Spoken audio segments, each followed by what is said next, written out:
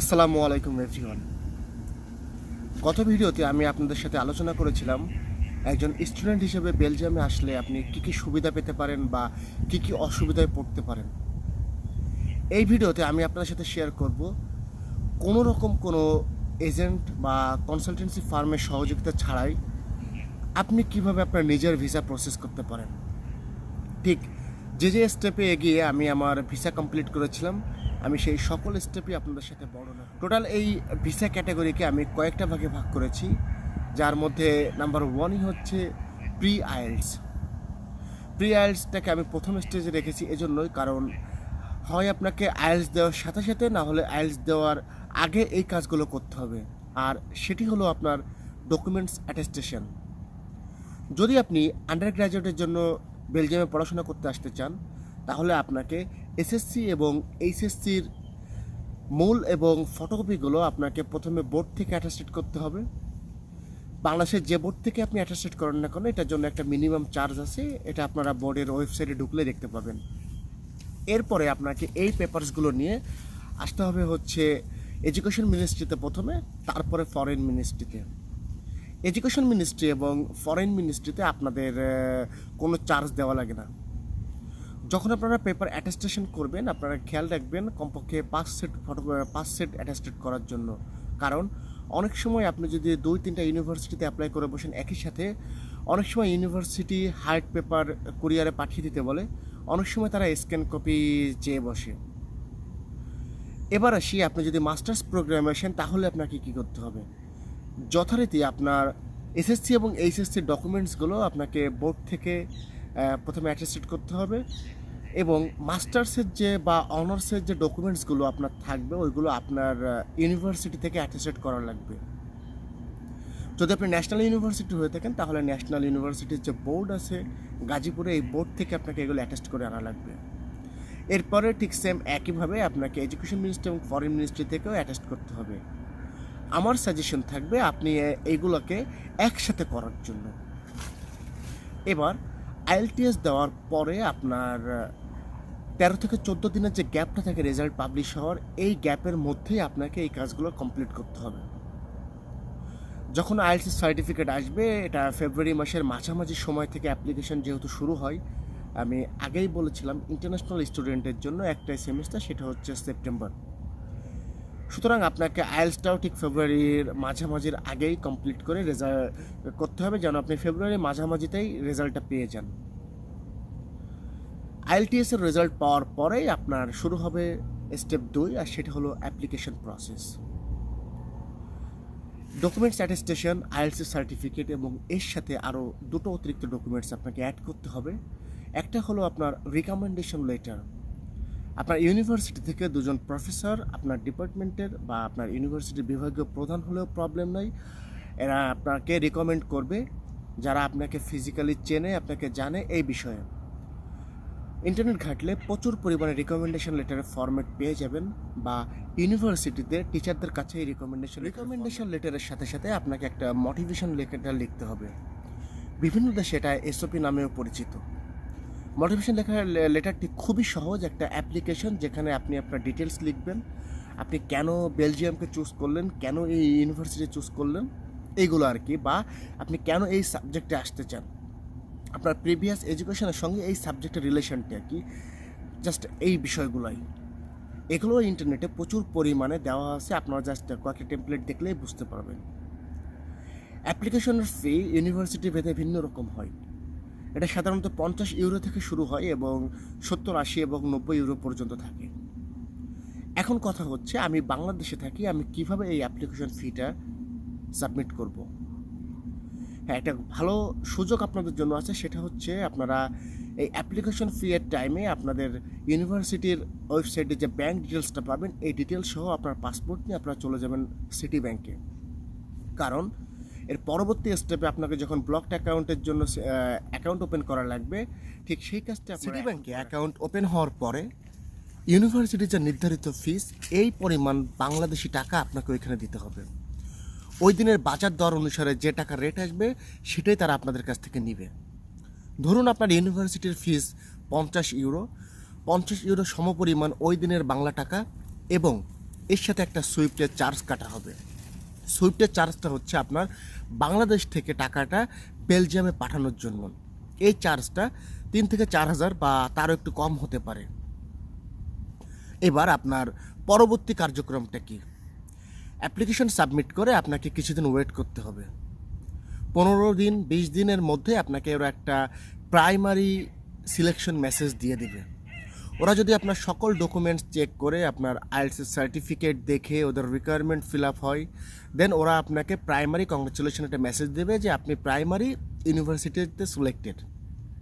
এরপরে আপনাকে যে কাজটা করতে হবে সেটা হচ্ছে আপনার ইউনিভার্সিটির মেইল থেকে এই ইউনিভার্সিটির মেইলে আপনার যে ডকুমেন্টস আছে সেই ডকুমেন্টসের স্ক্যান কপি পাঠাতে হবে। এটা ইউনিভার্সিটিতে ভ্যারি করে। যেমন আমার ইউনিভার্সিটিতে কোনো হার্ড কপি পাঠানো লাগে নাই, আমি আমার সকল ডকুমেন্টস ইউনিভার্সিটির অফিসিয়াল মেইল থেকে আমি এই ইউনিভার্সিটিতে পাঠিয়েছিলাম। আপনাদের ক্ষেত্রে হয়তো বা ইউনিভার্সিটির ভ্যারিয়েশনের কারণে এটা না করে ফটোকপিগুলো আপনার ডিএইচএলে করে এদেশে পাঠানো লাগতে পারে। এটা যখন হয়ে যাবে এটার পরেও এরা আরও 1 সপ্তাহ 10 দিন সময় নেবে আপনার কাছ থেকে সকল পেপারস আবারও যাচাই বাছাই করার জন্য। সকল পেপারস ফাইনালি যাচাই বাছাই হয়ে যাওয়ার পরে দেন হচ্ছে আপনাকে এরা একটা ভাইবার জন্য ইনভাইট করবে। ভাইবাটা হবে স্কাইপিতে ভিডিও কলে। এটা ডিউরেশন থাকে 30 থেকে 40 মিনিট। খুব কঠিন কিছু নয়। এই ভাইভাতে আপনাকে সাধারণ বেসিক কোশ্চেনগুলো করা হয়। কেন আপনি এই কোর্সে আসতে চান, কেন বেলজিয়াম, কেন ইউনিভার্সিটি, এই আর কি। তারপরে আসে ভাইবা কনফার্ম হওয়ার পরে 1 সপ্তাহের মধ্যে আপনাকে একটা কনফার্মেশন মেসেজ দিয়ে দেওয়া হবে যে আপনি ভাইভায় পাস করেছেন এবং আপনি এই দেশের ইউনিভার্সিটিতে প্রি অ্যাডমিশন পেয়ে গিয়েছেন। এবং তার 1 সপ্তাহ পরে আপনাকে অফার লেটার দিয়ে দেওয়া হবে। অফার লেটারের পিডিএফ কপি পাওয়ার পরেই আপনাকে যেতে হবে 3 নম্বর স্টেজে। আর 3 নম্বর স্টেজটাই হচ্ছে block account procedure. Offer letter পাওয়ার ঠিক সাথে সাথেই যে কাজটা আপনি করবেন, বা অফার লেটার পাওয়ার ঠিক আগে যখন আপনাকে প্রাইমারি মেইলে আপনাকে জানানো হবে যে আপনি সিলেক্টেড, ঠিক সেই সময় আপনাকে পুলিশ ক্লিয়ারেন্সের জন্য আবেদন করতে হবে। সাধারণত আপনি যদি ঢাকাতে বসবাস করে থাকেন তাহলে মাত্র 7 থেকে 10 দিনের মধ্যে আপনি পুলিশ ক্লিয়ারেন্স পেয়ে যাবেন। যদি ঢাকার বাইরে হন তাহলে এক্ষেত্রে সময় লাগতে পারে 15 থেকে 20 দিন বা সময় বেঁধে আরও বেশি। সুতরাং আমার সাজেশন থাকবে আপনারা যত দ্রুত সম্ভব পুলিশ ক্লিয়ারেন্সের জন্য আবেদন করে দিবেন। পুলিশ ক্লিয়ারেন্স হাতে পাওয়ার পরেই এবং আপনার সকল অ্যাটেস্টেড ডকুমেন্টসগুলো নিয়েই এবার আমাদেরকে যেতে হবে কনসুলেট অফিসে। কনসুলেট অফিসে যাওয়ার আগে আপনাকে অফার লেটারটা প্রিন্ট আউট করে নিয়ে যেতে হবে এবং কনসুলেট অফিসেও আপনাকে এই সকল পেপারস আবার রিঅ্যাটেস্টেড করতে হবে। যদি আপনি আন্ডার গ্র্যাজুয়েট প্রোগ্রামের জন্য আসেন তাহলে আপনাকে এসএসসির মার্কশিট সার্টিফিকেট, এইচএসসির মার্কশিট সার্টিফিকেট এবং পুলিশ ক্লিয়ারেন্স, এই 5টা জিনিস আপনাকে অ্যাটেস্ট করতে হবে এবং প্রত্যেকটা কপির মূল্যই পড়বে আপনার। এবার আমরা একেবারেই গুরুত্বপূর্ণ স্টেজের কাছাকাছি। ভিসা অ্যাপ্লিকেশন ফর্ম জমা দেওয়ার সময় আপনাকে যে সকল জিনিসগুলো সাবমিট করতে হবে সেগুলো আমি স্টেপ বাই স্টেপ বলে যাচ্ছি যাতে আপনাদের সুবিধা হয়। আপনার মেইন পাসপোর্ট, সাথে পাসপোর্টের 3 কপি, আপনার সকল ডকুমেন্টসেরই 3 সেট করে লাগবে। এর সাথে আপনার আরও যে জিনিসগুলো অ্যাটাচ করতে হবে সেটা হলো আপনি অফার লেটারটা পেয়েছেন, এদেশ থেকে আপনাকে ব্লকড অ্যাকাউন্টের যে কনফার্মেশন মেইলটা দেওয়া হয়েছে বা কনফার্মেশন যে পিডিএফ ফাইলটা দেওয়া হয়েছে এটি, ব্যাংক থেকে আপনি যে সলভেন্সি সার্টিফিকেটগুলো কালেক্ট করেছেন, যে সুইফটের কপিগুলো কালেক্ট করেছেন, সবগুলা, মেডিকেল যে সার্টিফিকেটটা এটা একেবারে আপনার ইনভলভ করা থাকবে। ঠিক এই ইনভলভ করা অবস্থাতেই আপনাকে কনসুলেট ফার্মে জমা দেওয়া লাগবে। এরপরে আপনার যে হেলথ ইন্স্যুরেন্স, এই হেলথ ইন্স্যুরেন্সে আপনাকে 2টো কপি দেওয়া হবে, একটা হচ্ছে মেইন কপি আর একটা হচ্ছে ডুপ্লিকেট কপি। মেইন কপিটা আপনি আপনার সাথে রাখবেন আর ডুপ্লিকেট কপিটারই আরও 2টা ফটোকপি করে এই মোট 3 কপি আপনি ওইখানে জমা দিবেন। জমা দেওয়ার পরে আপনার এখন অপেক্ষা করার পালা। এই সময় এই ফাইল জমা দেওয়ার সময় ডিএইচএল বাবদ এরা আপনার কাছ থেকে 3,000 টাকা চার্জ করবে, কিন্তু এটার কোনো রিসিপ্ট আপনাকে দেবে না। আপনাকে শুধুমাত্র একটাই রিসিপ্ট দেওয়া হবে, সেটা হচ্ছে তারা আপনার সকল ডকুমেন্ট সহ আপনার পাসপোর্ট তারা রিসিভ করেছে এবং পরবর্তী মেইলের মাধ্যমে আপনাকে জানিয়ে দেওয়া হবে কবে আপনি আপনার পাসপোর্ট ব্যাক পাবেন। এখানে এই কনসুলেট অফিসের কাজ শেষ। এখন আমাদের অপেক্ষার পালা। কবে এম্বাসি থেকে আমাদের মেইল আসে এবং পরবর্তী কী কী দিক নির্দেশনা তারা দেয়। এই সকল ডকুমেন্টসের পরেও যদি এম্বাসি মনে করে আপনার কাছে এক্সট্রা কোনো ডকুমেন্টস দরকার তাদের, তাহলে অবশ্যই তারা আপনাকে মেইল দেবে এবং আপনাকে সেই ডকুমেন্টস সাবমিট করতে হবে। সকল ডকুমেন্ট সাবমিট করার পরে আপনাকে ওয়েট করতে হবে এবং রেগুলার মেইল চেক করতে হবে। দেখা যায় অনেক সময় 15-20 দিন বা তার থেকেও বেশি সময় নেয়। সাধারণত আপনার অ্যাপ্লিকেশন থেকে শুরু করে এই ভিসা সাবমিশন পর্যন্ত আপনাকে প্রায় 3 মাসের একটা জার্নি পার করে আসার পরে এবং এখানে আরও 1 থেকে 2 মাস আপনাকে অপেক্ষা করতে হয়। সাধারণত অ্যাপ্লিকেশন শুরু হয় ফেব্রুয়ারি মাসের মাঝামাঝি থেকে এবং অ্যাপ্লিকেশনের মেয়াদ থাকে 1 মাস বা তার থেকে কিছু বেশি, তার মানে মার্চের মাঝামাঝি সময়। আমি একেবারে ঠিক অ্যাপ্লিকেশন ওপেন হওয়ার 1 থেকে 2 দিনের মধ্যেই অ্যাপ্লিকেশন করেছিলাম। তারপরেও আমার এই ফাইল সাবমিট করতে করতে প্রায় মে মাসের ফার্স্ট উইক পর্যন্ত লেগে গিয়েছিল এবং আমি ফাইনালি ভিসা পাই জুলাই মাসের লাস্ট উইকে। মে মাসের ফার্স্ট উইকে সকল পেপারস আপলোড করার পর বা কনসুলেট অফিসে আমি সাবমিট করার পরে আমাকে পরবর্তী যে কাজটা করতে হয়েছিল সেটি হলো অ্যাম্বাসির মেইলের অপেক্ষা। অ্যাম্বাসি প্রথমে আমাকে একটা মেইল দিয়ে কনফার্মেশন করেছিল যে আমি যে পেমেন্টটা সিটি ব্যাংকের মাধ্যমে করেছি অ্যাম্বাসির ফিসটা, সেই ফিসটা তারা অ্যাকসেপ্ট করেছে বা তারা সেই ফিসটা পেয়েছে। এবং ঠিক ভিসা হওয়ার 1 সপ্তাহ আগে তারা আমাকে আরেকটা মেইল দেয়। 1 সপ্তাহ না, 1 সপ্তাহের একটু বেশি, 10 থেকে 12 দিন আগে তারা আমাকে একটা মেইল দেয় একটা কোশ্চেনের ফিল আপ করার জন্য। এবং এই সময়ে তারা আমার কাছে আরও 2টা এক্সট্রা ডকুমেন্ট চাই।